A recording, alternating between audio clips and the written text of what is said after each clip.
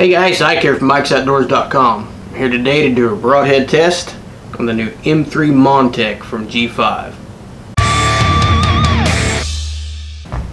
Okay, so rather than looking at me, I'm going to give you guys a close-up view of the M3. Figured you want to see it more than you want to see me. So some of the specs on this thing is, right now this is only available in 100 grain. This is available in the standard model, and this is also available in a high-speed model for crossbows. This is a closed vent design, and the idea behind that is not only to make it stronger, it's also to make it quieter. As you can see, this is a cut-on contact head. It has a really nice sharp bevel on here and a really nice sharp point that you'll find on all of the Montecs, including the older Montecs. This is extremely sharp, and we're going to show you how sharp it is with a little test that I've got in mind here in just a second. This is 100% spin tested, which I really like, and that is critical for a broadhead that has no vents. So this thing has got to be balanced out, and it's got to be almost perfect for it to fly right. This is diamond cut sharpness is how they describe the sharpness of this. Again, it is very, very sharp. 100%, it's called steel tough. They don't actually say what kind of steel it is or what class of steel it is, but they call it 100% steel tough, and this is a stainless steel design. This is made out of one piece, and it's used, the process they use to make this is called metal injection molding, which is not something I'm familiar with. I'm familiar with injection molding on plastic and stuff like that, but I'm not familiar with metal injection molding, so I'm not real sure how metal injection molding works. But this is a one-piece broadhead, and it looks like it's very tough, and trust me, we're going to test out how tough it actually is when we get outside and start doing some tuning with it. So overall, 1/16" cutting diameter, 3-blade broadhead, so it's going to punch a nice triangular shaped hole in an animal, and cut-on contact design should get a lot of penetration. So those are the specs on this thing. First thing we're going to do here is do a sharpness test. Okay, so here is the sharpness test. And I like to say I came up with this, but they actually make a sharpness tester that's similar to this that I saw on another YouTube channel called Project Farm, which is a fantastic channel if you're looking for tool reviews and finding the best oil for your car and different stuff like that. But he did something similar to this, and I thought it was just a great idea, and I thought it would be a great way to test the sharpness on these broadheads. So what I've got here is I've got a holder, and I've got just my wife's kitchen scale, and we're going to measure this in pounds and ounces. And what I've got here is these placards, and what these are is these are a dental flosser. So you have this plastic handle on here, and it has dental floss in the middle of it. And the idea behind this test is to push down on this floss until it cuts it, and then measure how many pounds of force it takes to actually cut it to see how sharp it is. So I've got a bunch of different of these placards here. I got a whole bag of them. We're going to do, I don't know, maybe 5 on it and get an average on here. And what I've got to get us a baseline is a razor blade. Brand new razor blade right out of the package, very, very sharp. So we're going to use that as our baseline, get an average on it, and then we'll cut it with the M3 and get a baseline on it and see what it takes to do that. Now, I don't have the scale, won't hold the highest amount, so what I'll have to do is I'll have to do this. I'll have to go back and watch the video in slow motion to get the highest number on here, and then each one I'll put a little number right down here, and it'll show you, and then we'll talk about it in the next segment that we do. So let's get started on this test with our razor blade.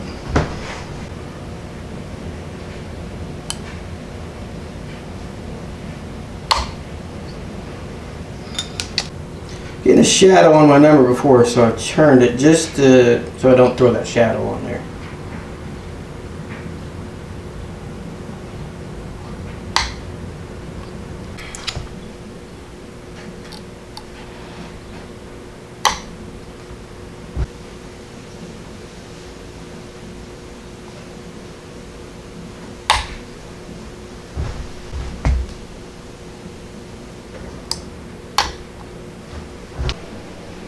Okay, so we have our 5 done with our razor blade. Now we're going to use our broadhead, and we're going to use the same blade on the broadhead for all 5 of these tests.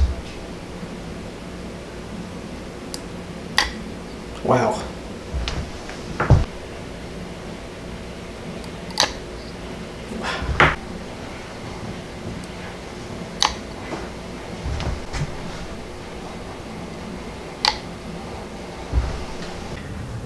Okay, so what I did is I actually ended up making 6 cuts with the razor blade and 6 cuts with the M3. I threw out the highest and the lowest and I averaged 4 and I converted it all to ounces.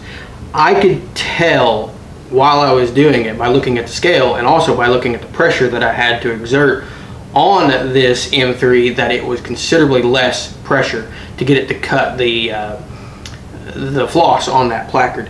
What I ended up with is it took 17.165 ounces of pressure to cut with this razor blade, and it took 8.7 ounces on average to cut with this M3. So about half the pressure to cut with a razor blade, than it took with the razor blade versus the M3. So very, very impressive as far as the sharpness.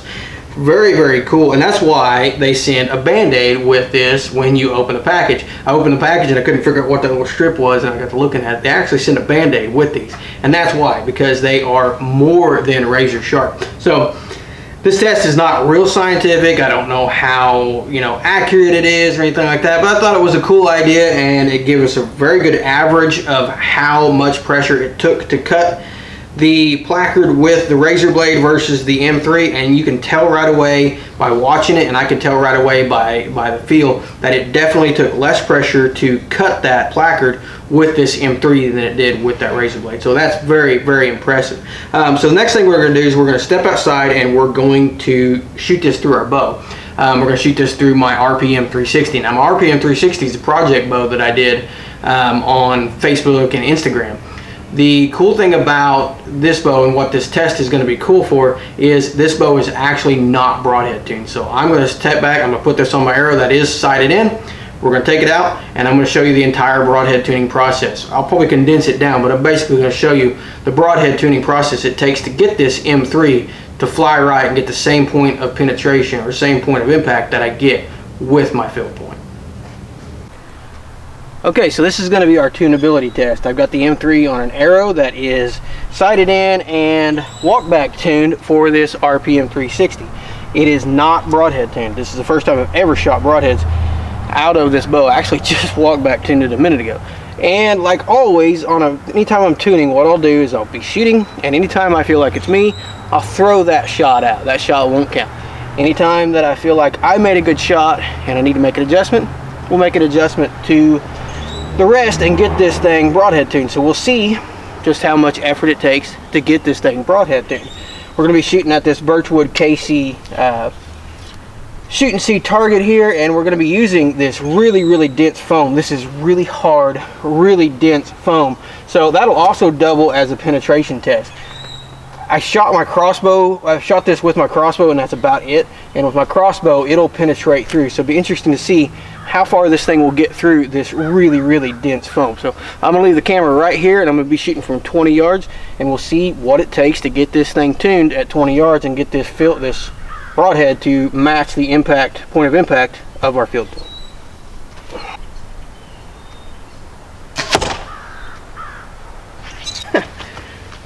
I'd say that's pretty good. That is pretty damn impressive, and honest to God, this bow is sighted in and I literally just walked back tuned it, and that is it. So we're going to continue to shoot here and see what it does, but that is impressive to have it shooting that well on the first shot. Also got a lot of good penetration on this thing, and when I say this is a dense foam, this is a really, really dense foam. So plenty of penetration on this dense foam. Probably gonna have to take it off. Hopefully I won't cut myself. You hear how dense that foam is. And just to show you how dense this foam is, the rock, and you can see that is some really, really dense foam. I had it glued together, but it's not glued together anymore. So really, really dense foam. Really impressed with the penetration on this with this broadhead. I say this foam is equal to, or maybe just a shade under, the density of a blob target.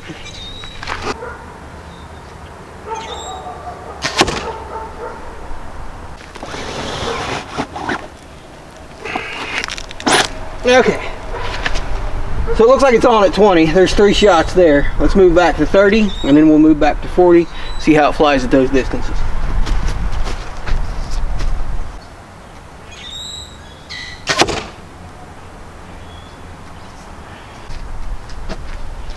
There we go. I'd say that adjustment got it right where we need it to be.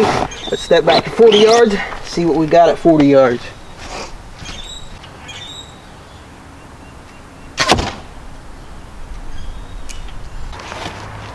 Okay, so tunability is definitely there. I got this thing sideways now. That's how it was. 20 and 30 yards, I'm just hitting that each time. At 20 yards, I hit a couple down here. I moved back to 30, I dropped it low. I made just the slightest bit of adjustment. When you guys are broadhead tuning, a slight adjustment goes a long, long way. I moved it up too high. The next one at 30, came right in and just drilled the center. Now that's where I like to stay. 30 yards is my max when it comes to shooting deer, for sure. So 40 yards is a little bit farther than what I like to shoot, but I will shoot at practice sometime. Threw one to the outside, felt like it was me, came back and hit one right here, which to me I felt like was a pretty good shot. For me, I don't feel like it's a need to tune it, so very impressed with the tunability on this M3. Penetrated through this really dense foam each time and did a really good job of penetration. So now let's see what we can find around here to try to destroy this thing. I'm betting we'll destroy the arrow before we destroy the broadhead. Well, first thing I found out is it's still sharp, even after all that shooting. Still sharp enough to cut you. So I've got a, I just bled all over that thing.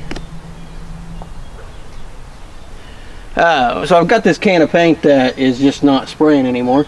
So we're going to shoot it and just see what kind of damage we can do to it and do to this broadhead. I'm going to move my camera back to keep it from getting covered with paint. Okay, we already know the broadhead's accurate, so I'm only going to shoot this from about 7 yards. Just to have the fastest and hardest hit that I can actually get on this thing.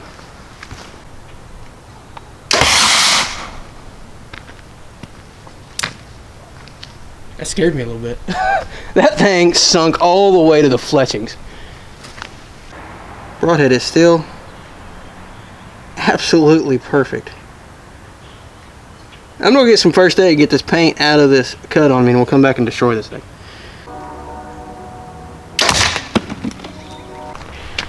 Okay, so we're gonna call this one a draw. It is still in really, really good shape. When I look down it, it's still nice and straight. It's not sharp anymore, that's for sure. Still spins okay.